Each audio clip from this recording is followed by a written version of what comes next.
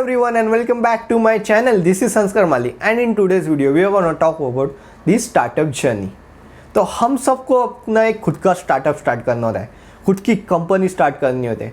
But you know what happens कि हमें कुछ आइडिया नहीं होती है कैसे एक कंपनी स्टार्ट करनी है, कैसे कंपनी रजिस्टर करनी है, कैसे को फाउंडिंग टीम सिलेक्ट करनी है, क्या होती है इक्विटी, फंडिंग, ये सब क्या होता है, क्या प्रोसेसेस होती है, हमें कुछ आइडिया नहीं होता है.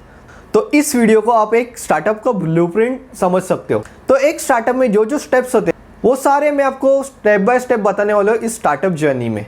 तो अपनी सीट बेल्ट बांध के रखो, हम एक स्टार्टअप जर्नी पे जा रहे हैं. So moving on to a video, our first step is selecting the perfect startup idea. तो एक परफेक्ट स्टार्टअप आइडिया कैसे सिलेक्ट करें या फिर कैसे पता चलेगा कि ये मेरी स्टार्टअप आइडिया एक परफेक्ट स्टार्टअप आइडिया है. तो फर्स्ट ऑफ ऑल एक स्टार्टअप आइडिया ऐसी होनी चाहिए जो day to day life problem solve करती हो.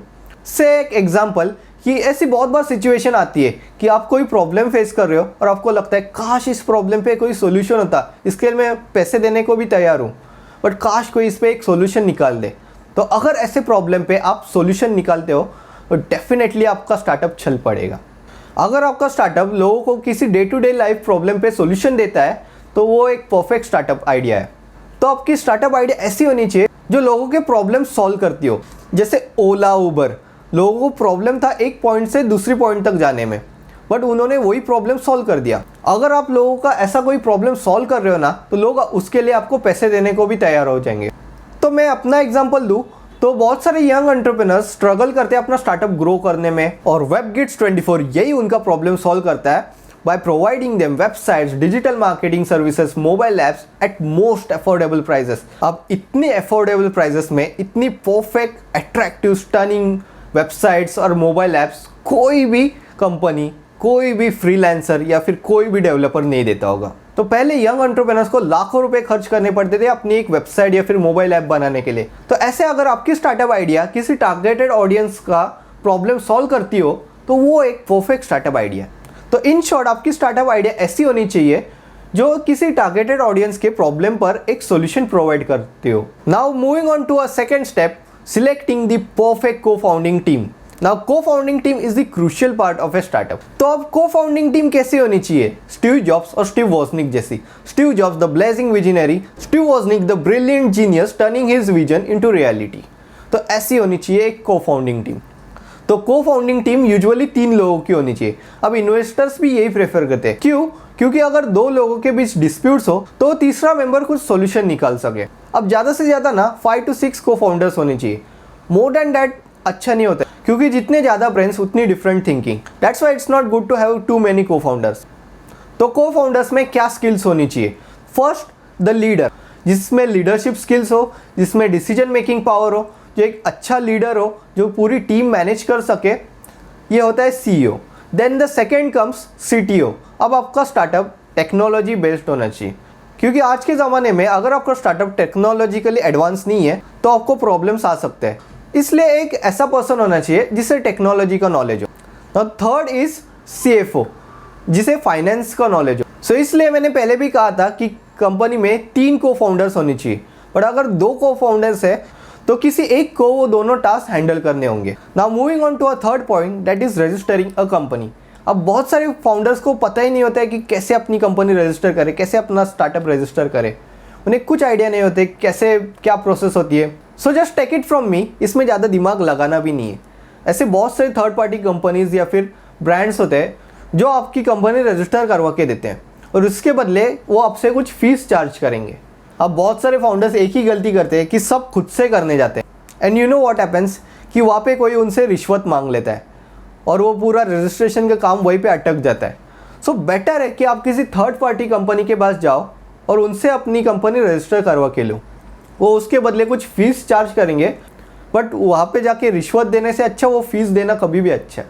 बट मेक श्योर आप किसी ट्रस्टेड ब्रांड के पास ही जा रहे हो. अब आप अपनी कंपनी किस टाइप में रजिस्टर करवाए, तो इस पर मैंने एक सेपरेट वीडियो बनाई है, वो वीडियो भी ज़रूर देखना. उससे आपको एक क्लियर आइडिया आ जाएगी कि आपके बिजनेस के लिए कौन सी टाइप की कंपनी परफेक्ट है. बट मोस्टली स्टार्टअप्स के लिए एक प्राइवेट लिमिटेड कंपनी में रजिस्टर करना ही कभी भी अच्छा होता है. एंड वन मोर थिंग, जब आप अपनी कंपनी को एक प्राइवेट लिमिटेड कंपनी में रजिस्टर करने जाते हो तब आपको एक पेड अप कैपिटल पे करना होता है. ये अमाउंट कितनी भी हो सकती है, 1 लाख, 2 लाख, आपके ऊपर है. तो ये पेड अप कैपिटल यूजुअली एक आपकी कंपनी का इनिशियल वैल्यूएशन के लिए होता है। मतलब अगर आपका 1 लाख का पेड अप कैपिटल है तो आपकी कंपनी की इनिशियल वैल्यूएशन 1 लाख रुपीज़ है। और मानो आपके कंपनी के 10,000 शेयर्स है तो एक शेयर की प्राइस अकॉर्डिंगली 10 रुपीज़ हो जाएगी। तो ये बस इनिशियल वैल्यूएशन के लिए होता है, ये अमाउंट आप बाद में भी यूज़ कर सकते हो। So let's move on to a fourth step. अब आपने अपनी एक आइडिया सिलेक्ट कर लिए, अपनी एक कंप्लीट को फाउंडिंग टीम बिल्ड कर लिए, आपने अपनी कंपनी भी रजिस्टर कर लिए। अब फोर्थ स्टेप है बूटस्ट्रैपिंग एंड इनिशियलाइजिंग। बूटस्ट्रैपिंग क्या होता है? मतलब जो कैपिटल आप खुद से रेज करते हो, मतलब को फाउंडर्स अपने खुद की जेब से जो पैसा डालते हैं या फिर अपने फ्रेंड्स और फैमिली से बोरो करके जो पैसा डालते हैं, उसे कहते हैं bootstrapping.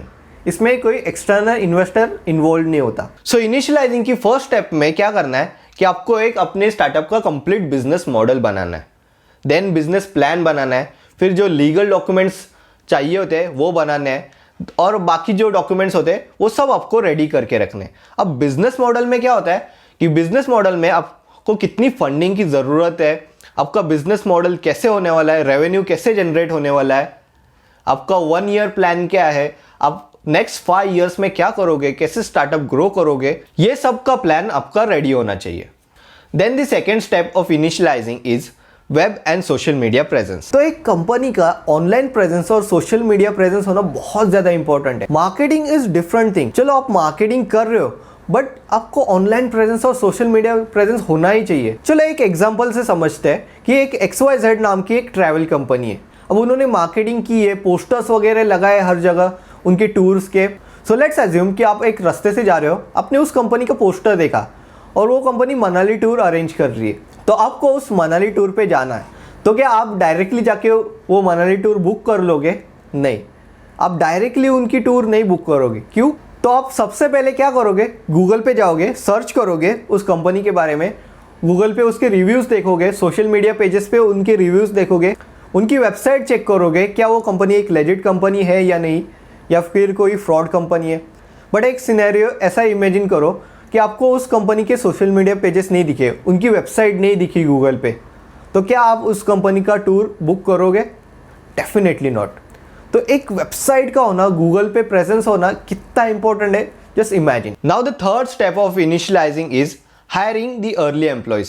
Now these early employees are the most important part of a start. क्यों? क्योंकि इनमें से कुछ एम्प्लॉयज़ पोटेंशियल रखते हैं कि आगे चलकर वो कंपनी के डायरेक्टर्स बने। तो ये अर्ली एम्प्लॉयज़ बहुत इंपॉर्टेंट होते हैं। ये हायर कैसे करने हैं, क्या इनमें स्किल सेट होना चाहिए, क्या क्वालिटीज़ होनी चाहिए, ये सब हम पार्ट 2 में देखेंगे। Now the fourth step of initializing is creating a MVP। तो अब MVP क्या होता है? MVP is minimal viable product. मतलब आपके प्रोडक्ट का फर्स्ट वर्जन और दी फर्स्ट कॉपी से आपका प्रोडक्ट कुछ भी हो सकता है, फिर वो कोई फूड आइटम हो या फिर से आपका कोई सॉफ्टवेयर या फिर ऐप है, तो उस ऐप का फर्स्ट वर्जन कैसे होगा, वो होता है आपका MVP। अब फर्स्ट वर्जन में सारे फीचर्स होने चाहिए ऐसा कोई ज़रूरी नहीं है। मेन आपको कोर फीचर कैसे परफॉर्म कर रहा है ये बस आपको टेस्ट आउट करना है। सिमिलरली अगर आपका स्टार्टअप एक सर्विस बेस्ड स्टार्टअप है तो आपको कुछ कस्टमर्स को अपनी सर्विस प्रोवाइड करनी है और उनका फीडबैक लेना है। Then the fifth step of initializing is same feedback. आपको आपके कस्टमर से फीडबैक लेना है और उसे फीड फॉरवर्ड में कन्वर्ट करना है। तो अब जो मैंने ये 4 स्टेप्स बताए, ये सब मिलके एक स्टार्टअप का बस स्टार्ट होता है। यहाँ से आपका स्टार्टअप बस स्टार्ट हुआ है, मतलब आपके पास एक कंपनी है चलाने को। अब ये चलानी कैसी है, कैसे इसे ग्रो करनी है, कैसे फंडिंग रेज करनी है, ये सब हम स्टार्टअप जर्नी पार्ट 2 में देखेंगे। तो इस वीडियो का पार्ट 2 भी आएगा। सो होप सो मैंने सारी इंपॉर्टेंट चीज़ें कवर कर ली है। अब इसका पार्ट 2 भी आएगा और पार्ट 2 ज़्यादा इंटरेस्टिंग होने वाला है, क्योंकि उसमें होने वाले कैसे एक इन्वेस्टर को फेच करे, कैसे फंडिंग रेज करे, कैसे एम्प्लॉयज़ हायर करे। अगर आपको ये वीडियो अच्छी लगी, इससे कुछ नया सीखने को मिला है, तो ये स्टार्टअप जर्नी का पार्ट 2 भी डेफिनेटली देखना, वो भी आपको अच्छा लगेगा। सो अगर ये वीडियो अच्छी लगे तो please like this video, share this video with your friends and family, comment down about your queries and doubts, I try to answer them. And if you want to be successful in your life, please subscribe to our channel and I promise we'll succeed together. So that's all for today.